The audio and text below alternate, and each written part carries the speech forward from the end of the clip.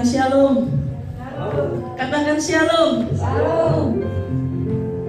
Tidak seperti biasanya kasih kanan kiri salam, tapi kita percaya katakan haleluya, lebih lagi haleluya. Saudara siap memuji Tuhan, amin. Amin.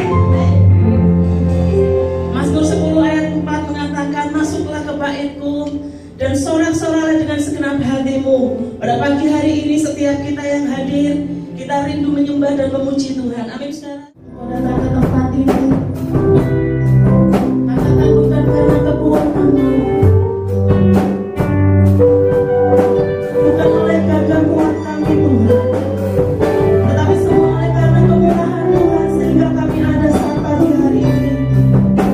Biar roh kami, tubuh, jiwa dan roh kami bisa menyembah masuk dalam hadirat-Mu.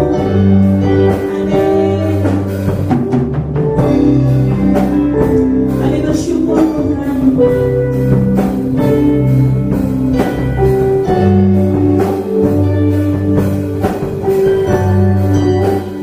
Sama-sama naikkan pujian ini.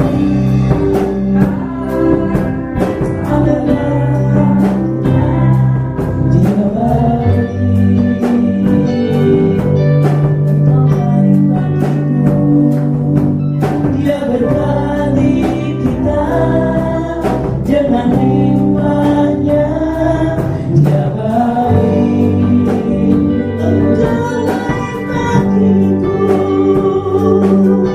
dia memilih kita dalam Kristus Yesus, dia baik.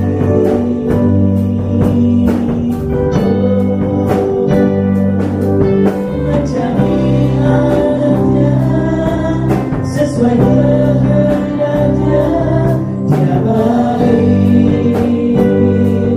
Terpujilah kasih Bapa, terpujilah kasih karunia, mulia baginya di dalam Kristus Yesus selamanya.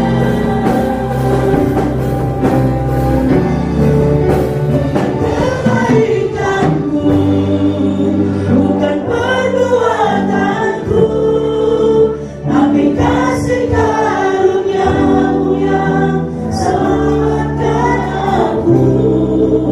Bukan kebenaranku, bukan kekuatanku, tapi kasih karunia-Mu di dalam hidupku.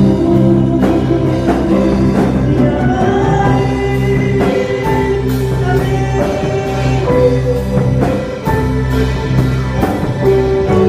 bersyukur Bapa, terpujilah nama-Mu selamanya.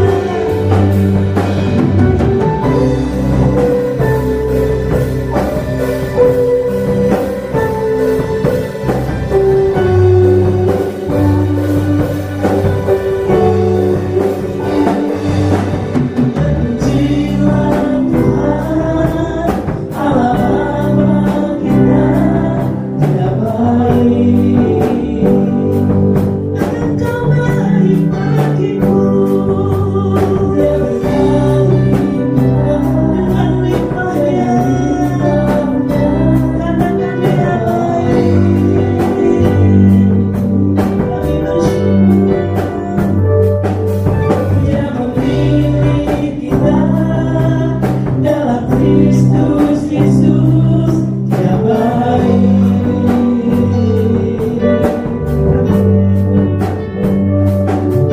Menjadi anaknya sesuai kehendaknya, dia baik.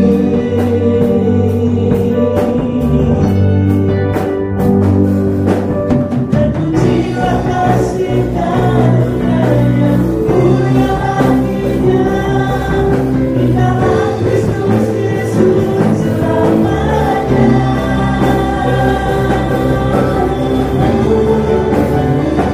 Kebaikanmu bukan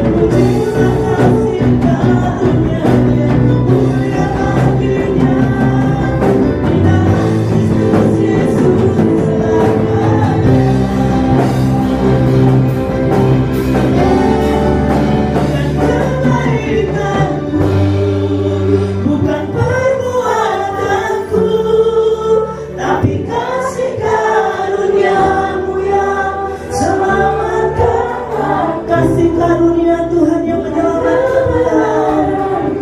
Amin. Bukan kekuatanku, tapi kasih karunia-Mu di dalam diri, bukan kebaikanku.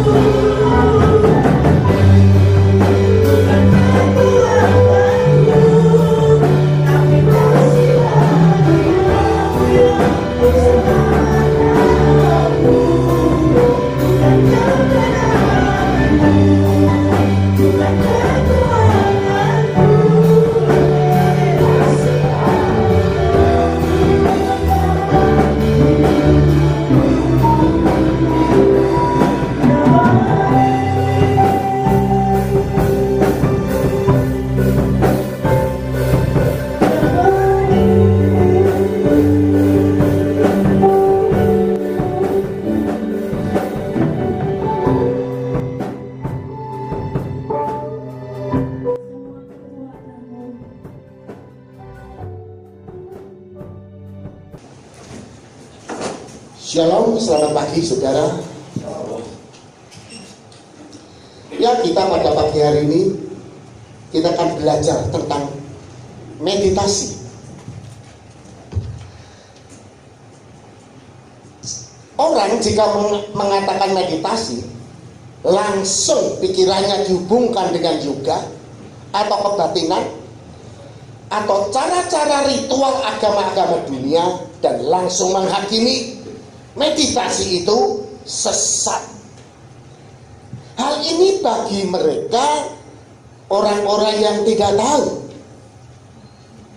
Saya akan mencoba membuka tentang meditasi. Meditasi sama dengan memusatkan atau memfokuskan pikiran pada objek tertentu. Mengerti ya saudara? Meditasi ya adalah pemusatan atau memfokuskan pikiran pada objek tertentu. Saya lihat di Google, meditasi juga bisa disebut semedi, adalah praktek relaksasi yang melibatkan pelepasan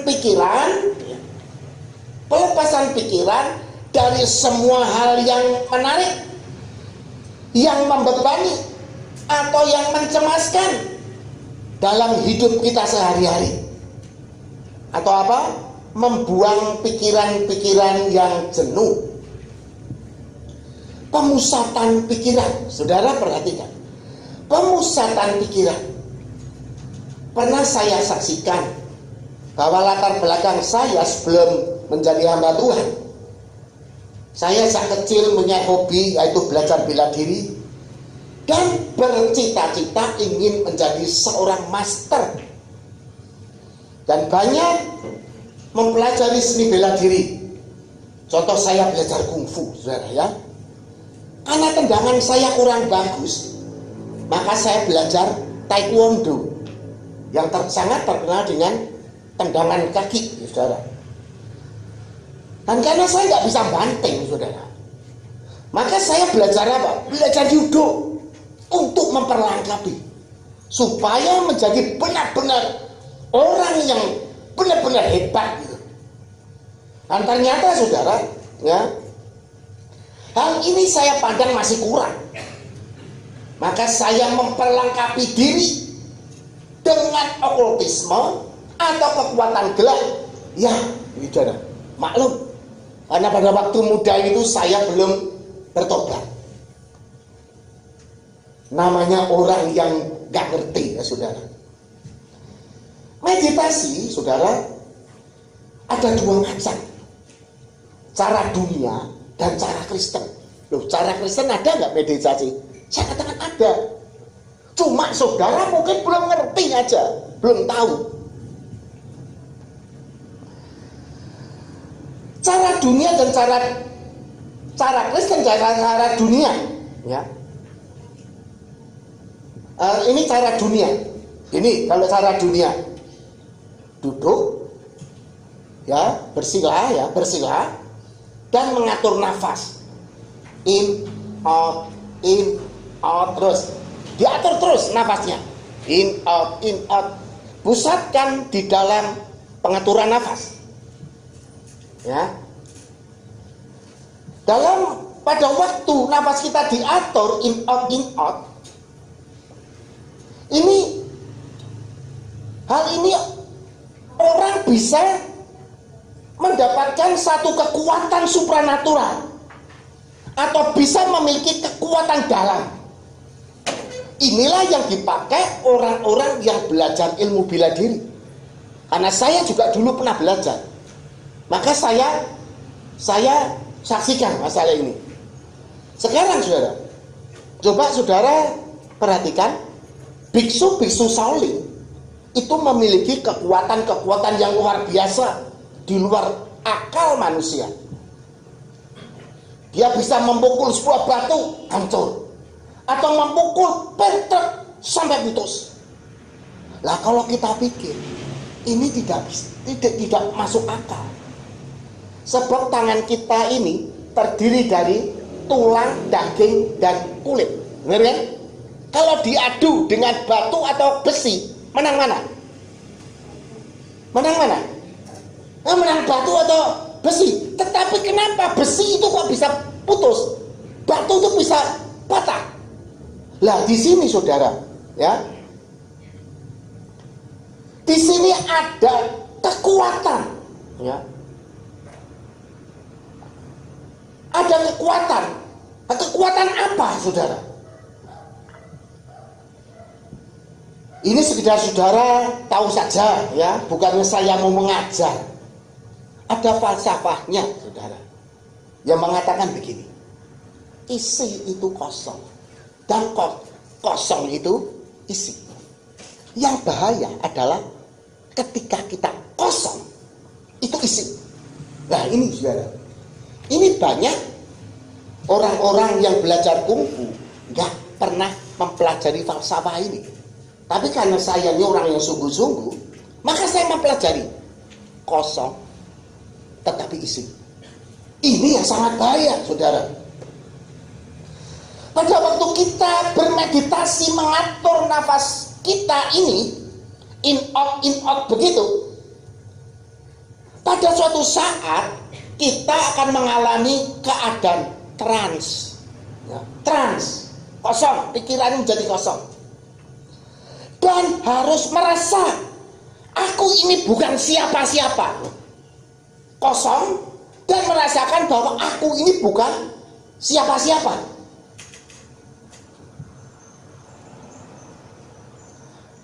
Aku mau menuruti kehendak yang maha kuasa atau pasrah sing gawe urip, katanya gitu. Kosong dan pasrah pada yang buat hidup, yang maha kuasa. Kita lihat dulu Efesus 6 ayat 12. Efesus 6 ayat 12. Ya, sudah ditayangkan. Karena perjuangan kita bukanlah melawan darah dan daging. Berarti yang ada darah dan dagingnya itu bukan lawan kita, ya. Tetapi melawan pemerintah-pemerintah, melawan penguasa-penguasa, melawan penghulu-penghulu dunia yang gelap ini, melawan roh-roh jahat di udara. Perhatikan di sini. Melawan roh-roh jahat di udara. Roh jahat itu ada di mana, saudara? Roh jahat itu ada di mana? Di udara. Pada waktu engkau meditasi in out begitu, kosong pikiranmu, ya. Orang Jawa kan bilang dong, nek pikirannya kosong itu, ngalamun itu bisa kerasukan setan, bener ya? Iya kan? Nah, pada waktu kosong, pikiranmu kosong, roh jahat ini akan masuk dalam tubuhmu dan dia akan memberikan kekuatan, dan inilah yang disebut tenaga dalam. Nah, ya, Dan tenaga dalam itu bisa diperoleh, ya, tenaga dalam itu bisa diperoleh dengan dua cara, yaitu dengan latihan nafas in out dan transfer spirit. Mirip, ya, dengan God resonance, tumbangi tangan ini. Ya. Memang semuanya itu sebetulnya, ya, buatan iblis itu adalah satu tipu-tipuan. Dan pemusatan pikiran bisa memiliki daya sugesti yang sangat kuat. Jika digabungkan, orang tersebut akan menjadi orang-orang yang luar biasa. Semuanya ini adalah tipu daya untuk menipu manusia, menganggap bahwa kekuatanku ini adalah dari Tuhan. Saya begitu dulu. Saya anggap, ya, kekuatan saya ini untuk melindungi diri saya dan untuk menolong orang, untuk kebaikan. Itu pasti dari Tuhan. Nah ini, udah. Kita akan lihat lagi Ulangan 4 ayat 29. Ulangan 4 ayat 29. Dan baru di sana engkau mencari Tuhan Allahmu dan menemukannya. Ya. Dan di sana engkau mencari Tuhan Allahmu dan menemukannya. Asal engkau menanyakan Dia dengan segenap hatimu dan dengan segenap jiwamu. Jadi perintah Tuhan, ya, engkau mencari Tuhan itu dengan segenap apa? Hatimu dan segenap jiwamu. Saudara, perhatikan di sini. Ayat ini mengajarkan untuk mencari Tuhan itu bukan dengan pikiran, ya, dengan segenap hati dan jiwa, yang artinya dengan segenap kerendahan hati kita. Jika kita mencari Tuhan dengan segenap pikiran kita, maka keangkuhan dan kesombongan yang muncul, hal ini tidak akan bisa menjangkau kebesaran Tuhan. Saudara perhatikan, untuk mencari Tuhan caranya dengan apa? Kerendahan hati. Kerendahan hati dengan segenap jiwa dan segenap hati, bukan dengan pikiran. Kalau pikiran itu munculnya apa? Hanya kesombongan saja, saudara.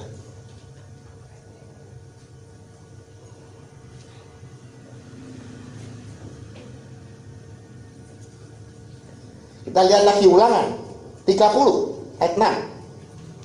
Ulangan 30 ayat 6.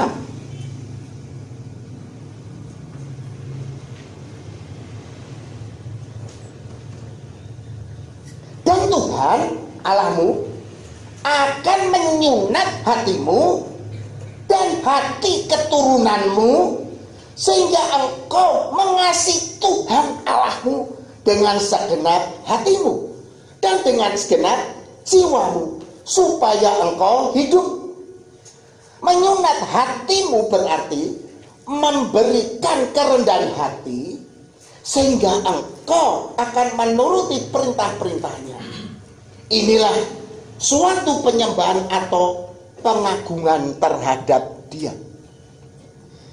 Meditasi Kristen, bentuk penyembahan, ya, bentuk penyembahan kita dengan segenap hati dan segenap jiwa kita, dan penundukan pikiran kita dalam pikiran Kristus, dalam roh dan kebenaran.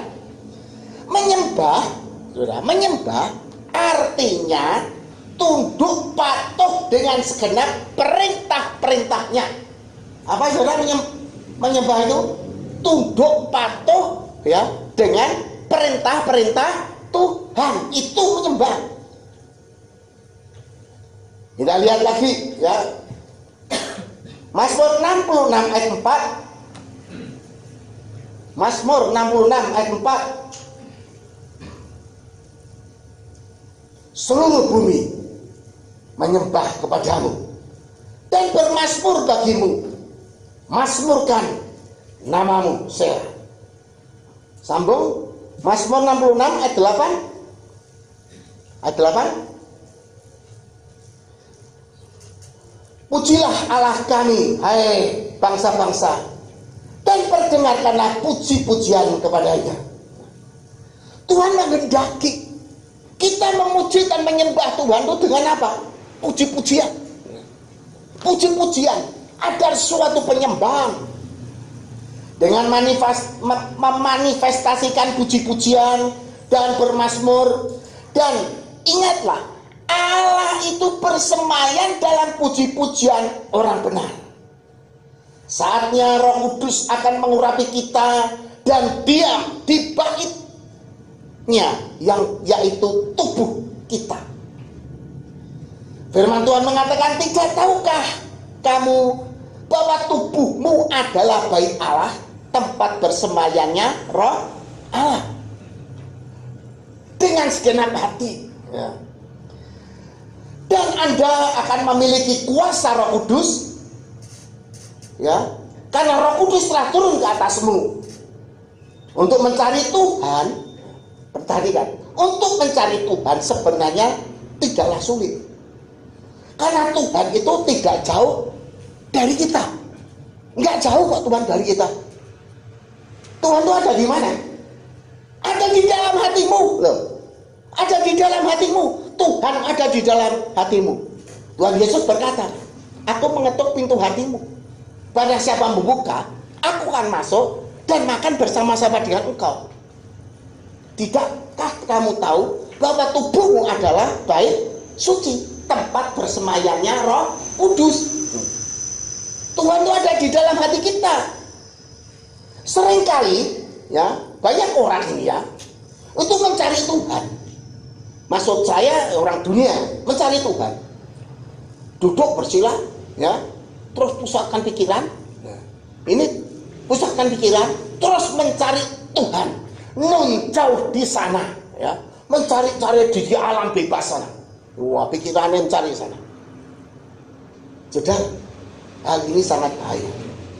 Ya, kalau ketemu Tuhan, kalau ketemunya Bapak pendusta, bisa nggak ketemu Bapak pendusta? Bisa saja. Banyak orang-orang itu mendapat wangsit, ya, itu dari kerajaan angkasa.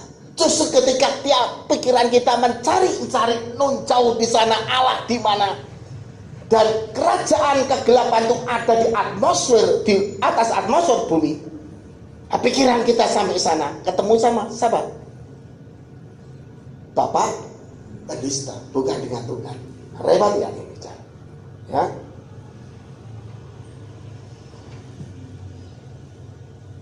Perbedaan meditasi dunia dan Kristen.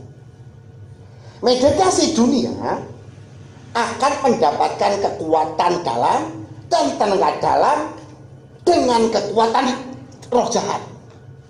Ini meditasi dunia. Meditasi Kristen yaitu pemusatan pikiran kita ini ke dalam hati kita. Ya, Tuhan ada di mana? Di dalam hati kita. Cari Roh Kudus yang ada di dalam hati, Yesus yang ada di dalam hatimu itu dicari. Untuk suatu pengenalan. Nah, meditasi Kristen akan menghasilkan kuasa Roh Kudus dan akan mendapatkan, saudara akan mendapatkan karunia roh. Ada 9 karunia. Contohnya karunia kesembuhan, bahasa roh, mujizat, nubuat, dan lain sebagainya. Nah, di sini saudara, iblis selalu meniru semuanya yang dari Tuhan. Cuma beda dikit. Ya, yang dunia untuk mencari apa? Kekuatan dalam. Sehingga orang memiliki kekuatan. Dengan meditasi ini, kita akan bertemu Tuhan secara pribadi. Setelah pujian dan penyembahan, ada saatnya kita berdiam diri di bawah kaki Tuhan untuk mendengar firman-Nya. Ya, setelah pujian penyembahan kita harus berdiam diri sejenak untuk mendengarkan suara Roh Kudus atau Tuhan berbicara. Amin. Kalau enggak ya sudah selesai. Kalau Tuhan tidak berbicara ya sudah. Belum tentu Tuhan itu berbicara. Tapi tunggu, Roh Kudus berbicara memberikan pesan atau enggak? Ya, itu seperti siapa? Seperti Maria saudara Marta. Ya. Dia duduk di bawah kaki Tuhan, mendengarkan firman-Nya. Saatnya Roh Kudus yang ada di dalam hati kita akan mengajar sesuatu yang harus kita lakukan. Coba kita akan lihat 1 Yohanes 2 ayat 27. 1 Yohanes 2 ayat 27. Ya, sudah ketemu? Ya. Ya. Simak ya, saudara di atas. Renungkan. Ini ada kunci. Sebab di dalam kamu tetap ada apa? Pengurapan yang telah kamu terima daripadanya. Ini huruf besar. Siapa? Tuhan Yesus. Karena itu tidak perlu kamu diajar oleh orang lain. Karena Tuhan itu akan mengajarmu secara langsung pada waktu engkau bermeditasi. Ngerti nggak? Ya, nggak perlu diajar orang lain, tetapi dalam taraf-taraf tertentu. Bukan orang baru terus begitu. Salah. Orang baru perlu diajar dulu. Ya, dimuridkan dulu.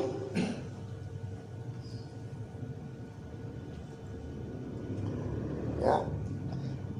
Tidak perlu kamu diajar orang lain, tetapi sebagaimana pengurapannya mengajar kamu tentang segala sesuatu. Dan pengajarannya itu benar, tidak dusta. Dan sebagaimana ia dulu telah mengajar kamu, demikianlah hendaknya kamu tetap tinggal di dalam Dia. Nah, saudara, ya pernah juga saya katakan, ya dulu penyembahan itu adalah nurut. Penyembahan itu kalau senepati zaman dulu diundang rajanya, diperintah oleh rajanya, dan punggawa tersebut dia menyembah dalam posisi penyembahan. Dia berkata, "Daulat Tuanku, saya mau melakukan perintah Tuhan walaupun badan saya ini hancur lebur." Nah, ini saudara, ini menandakan apa? Taat, saudara.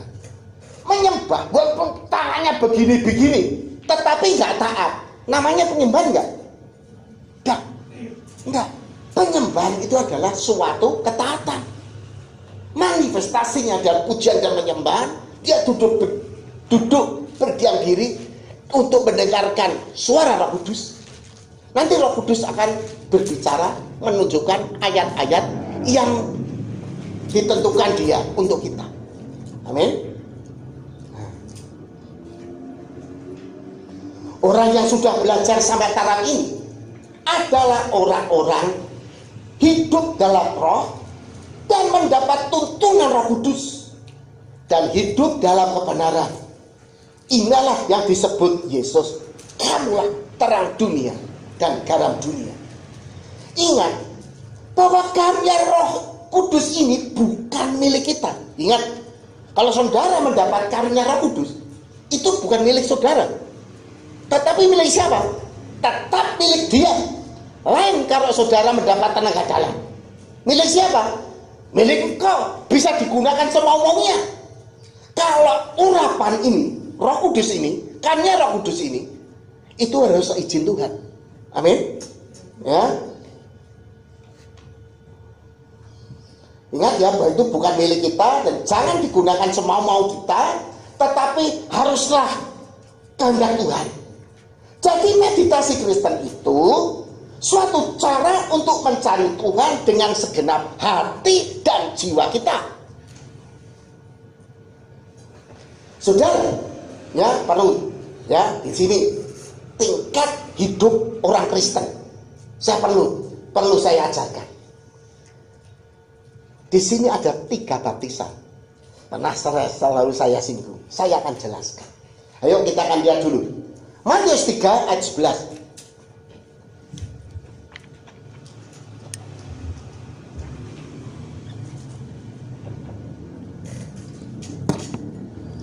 Matius Matius 3 ayat 11, demikian firman Tuhan.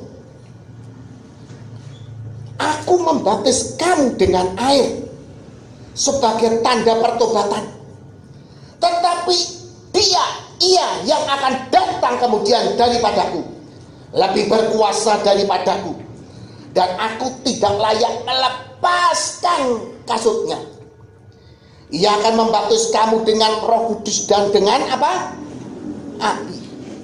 Di sini Yohanes Pembaptis itu mengajarkan bahwa ada 3 baptisan, yaitu baptisan air. Itu merupakan apa, saudara? Tanda pertobatan. Yang pertama, ya, 1, baptisan air. Baptisan air tanda pertobatan atau perubahan hidup dan pola pikir dari duniawi berubah menjadi pola pikir rohani. Untuk hal ini kita harus mengejar pola hidup yang benar. Setelah kita dibaptis air, kita harus mengejar pola hidup yang benar supaya mencapai kehidupan yang kekal.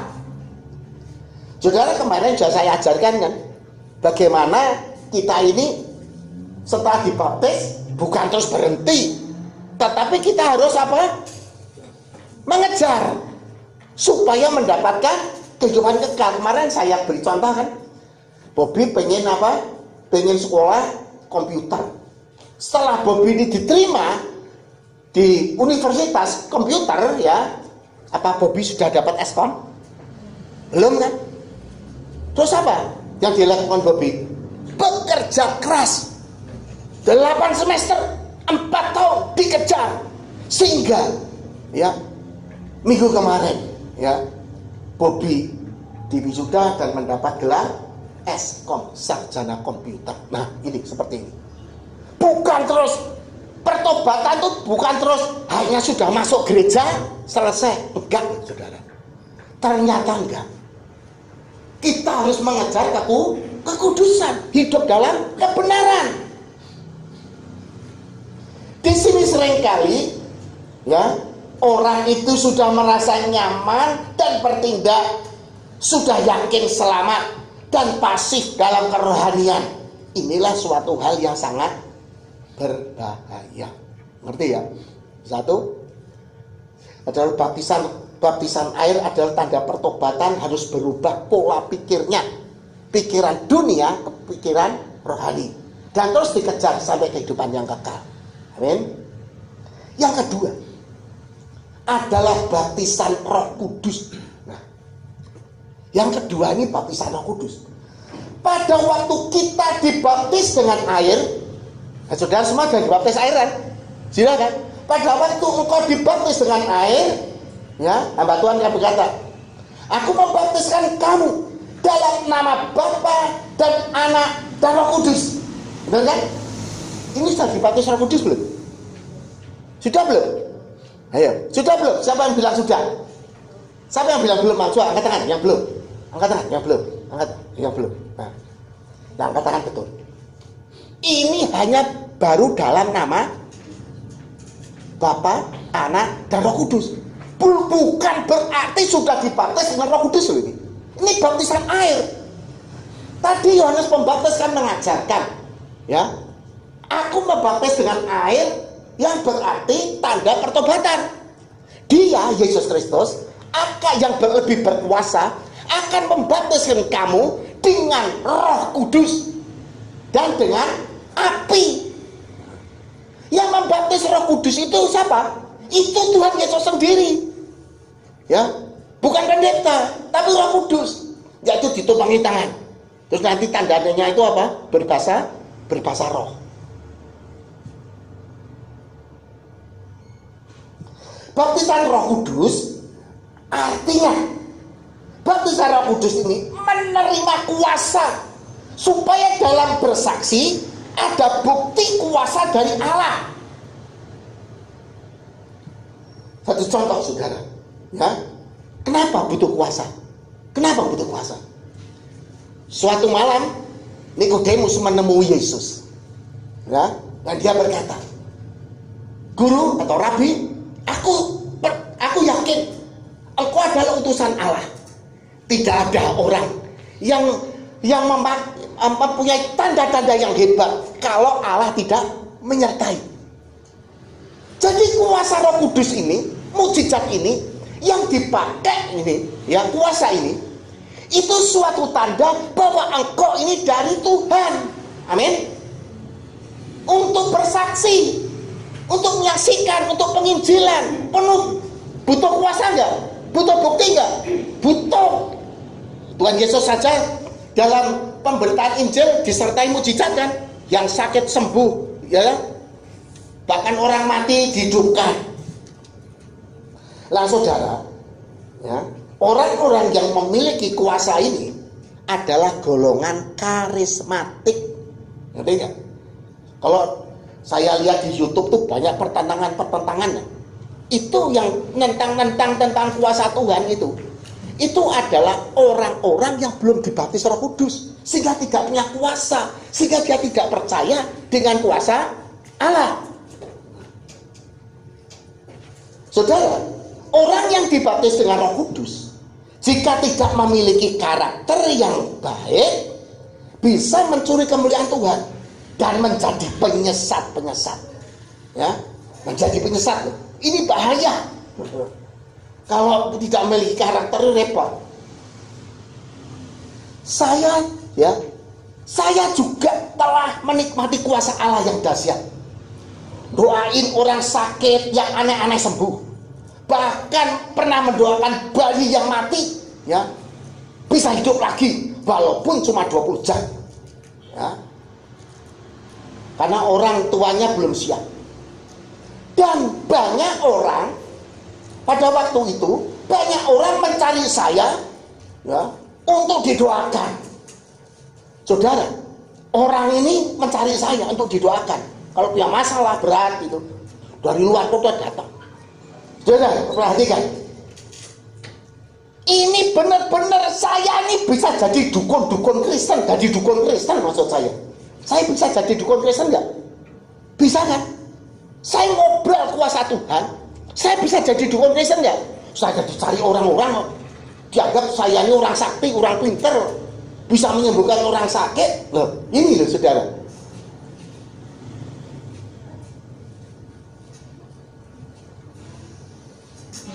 Dan lagi saudara, pada waktu itu, karena saya banyak dipakai Tuhan dan hal itu, mulai saya pengen apa saudara? Mulai saya kepengen jadi apa? Sabdo Pandito Ratu. Apa itu?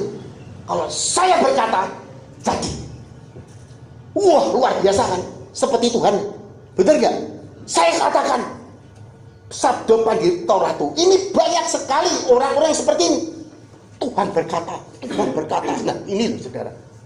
Memakai nama Tuhan, ya, untuk memenuhi keinginan hati kita sendiri. Ini roh kedagingan. Ini penyesat loh saudara. Perhatikan ini. Kalau saudara menemui hamba Tuhan berkata, bisa nggak? Tuhan berkata, bisa. Tapi tidak segampang golongan karismatik yang zaman sekarang sering begitu itu. Saudara. Ini namanya mencuri kemuliaan Tuhan. Ini sangat-sangat bahaya. Bisa-bisa ya orang yang demikian, saya seperti itu misalnya, bisa menggantikan Tuhan Yesus. Ya, hati-hati seperti ini.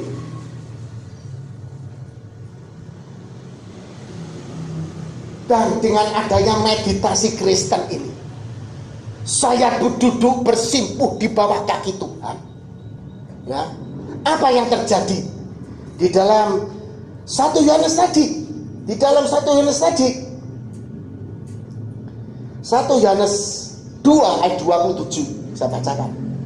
Sebab di dalam kamu tetap ada pengurapan yang telah kamu terima daripadanya, karena itu tidak perlu kamu diajar oleh orang lain, tetapi sebagaimana pengurapannya mengajar kamu tentang segala sesuatu, dan pengajarannya itu benar, tidak berdusta, tidak dusta. Dan sebagaimana dia dahulu telah mengajar kamu, demikianlah hendaknya kamu tetap tinggal di dalam dia. Lah pada waktu itu saudara, saya mulai meditasi, cara meditasi Kristen saudara. Saya mencari Tuhan. Di situ Tuhan mengajar saya. Dan tuh Roh Kudus mengingatkan saya bahwa itu tidak benar. Bahwa saya sadar, saudara. Ya, ini golongan karismatik. Zaman sekarang ini adalah zaman karismatik. Benar nggak? Pujian, penyembahan, kuasa, wah banyak sekali diobral. Benar nggak? Jadi seringkali hamba Tuhannya ini nggak memiliki karakter, mencuri kemuliaan Tuhan. Ya, saya hampir saja kena. Kalau tidak diingatkan, diajar oleh Roh Kudus, ya, saya mungkin bisa jadi seperti itu. Yang ketiga ini, baptisan api. Ya. Baptisan api sama dengan pemurnian. Dan inilah yang paling tidak enak, saudara. Karena penyucian dan harus hidup kudus supaya segambar dengan Tuhan Yesus. Dan harus rela menderita, menolak kedagingan atau keduniawian yang nyaman ini. Ajaran yang saya sampaikan akhir-akhir ini adalah ajaran pemurnian. Tekad terakhir dari Injil yang asli, yang tidak dibengkokkan, adalah pemurnian.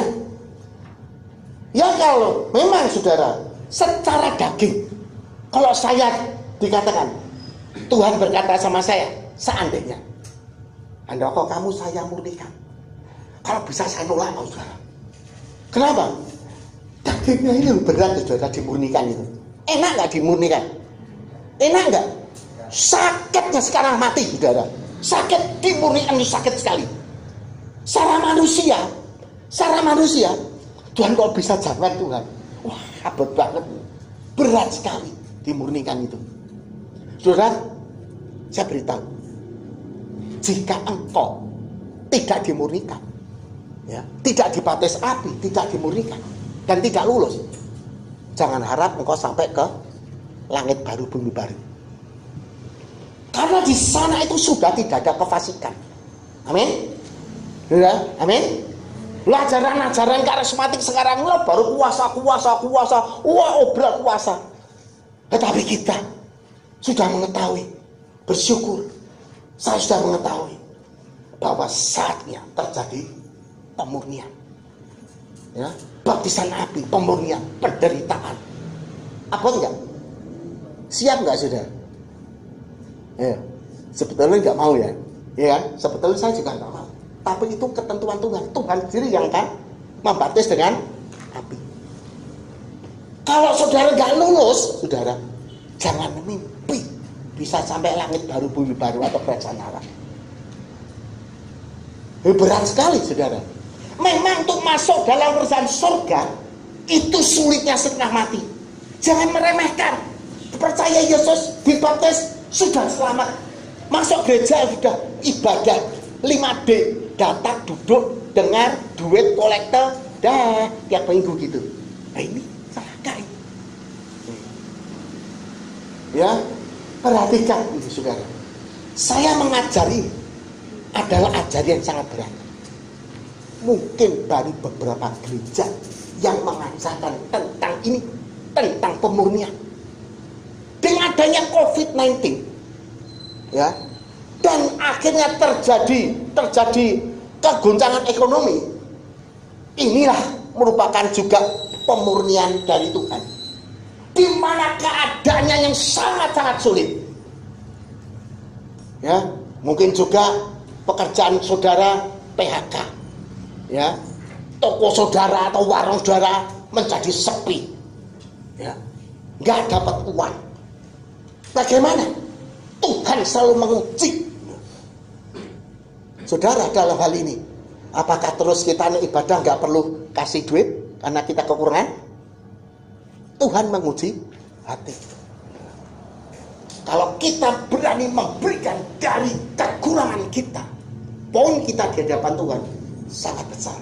Berarti orang yang bisa seperti itu adalah orang yang mengasihi Tuhan.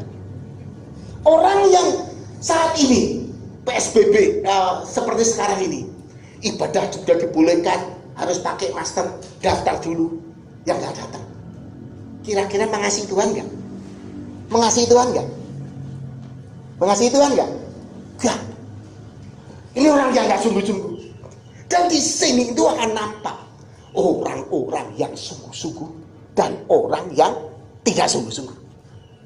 Nah, kita perlu berdoa supaya teman-teman kita yang tidak sungguh-sungguh ini dijamah, diberi kekuatan sehingga mampu menghadapi baptisan api supaya bisa sama-sama pindah di langit baru bumi baru. Langit baru bumi baru itu surga bagi kita. Berarti ya saudara, bumi ini nanti akan lenyap, akan kiamat, akan lenyap. Tuhan menciptakan langit baru bumi baru bagi orang-orang yang bisa lolos dari pemurnian. 3 baptisan kita harus mencapai. Baptisan apa? Air, baptisan Roh Kudus tentang kuasa, dan baptisan api. Perhatikan saudara, saat ini mungkin sebentar lagi gereja-gereja akan mendengungkan tentang baptisan api. Tapi kita bersyukur kita sudah mendengar tentang pemurnian. Amin. Saudara, ya, pemurnian itu sangat berat. Dengan jujur saya juga nggak mau kalau dimurnikan, ya. Dan saya juga masih terus belajar. Saya belum lulus, saudara. Saya itu belum lulus. Saya akui saya belum lulus. Tapi saya mau belajar terus. Dimurnikan, disucikan. Saya belajar. Walaupun seringkali bergolak di dalam hati kita, daging ini nuntut, daging ini menolak, tetapi rencana Tuhan itu akan luar biasa dalam kehidupan kita. Amin, saudara. Siap, saudara? Ini adalah masa-masa kita hidup mengandalkan Tuhan. Kalau saudara hidup dalam kebenaran, disertai Tuhan enggak? Kalau saudara disertai Tuhan, hidupnya sulit seperti apa? Saudara bisa tetap hidup enggak? Ada rezeki enggak? Tetap ada. Walaupun itu hanya cukup. Tuhan berkata apa?